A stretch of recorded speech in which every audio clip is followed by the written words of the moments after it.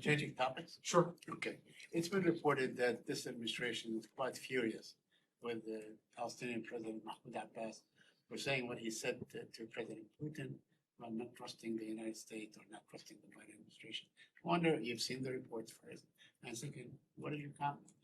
I have seen those reports, and I think you've seen some of my colleagues from the White House speak to this as well. But Russia's war of aggression in Ukraine is a clear violation of international law, and it serves as a threat to global peace and security. And President Putin is a far cry from the type of international partner or international leader needed to constructively address the Israeli-Palestinian conflict. And so I would reiterate that we are deeply disappointed to hear President Abbas's remarks to President Putin.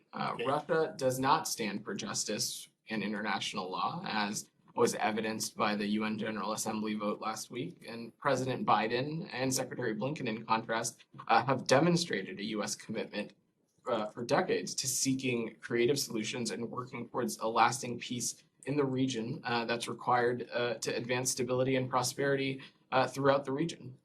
Now, will this disappointment be translated into action, like, holding back maybe on the reopening of the consulate in Jerusalem or the reopening of the PLO office here in Washington in terms of tangible, punishment? I don't have any actions to preview or link it to, but I would just again reiterate our disappointment to hear those remarks in reference to one more.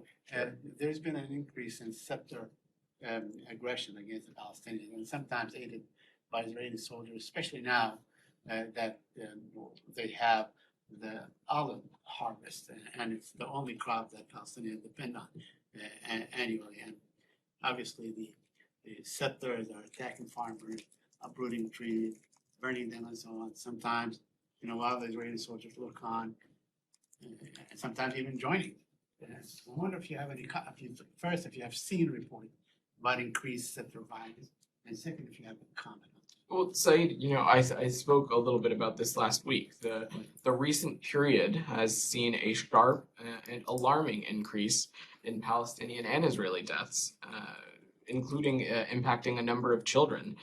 Since mid-September, at least 23 Palestinians and 4 Israelis have been killed.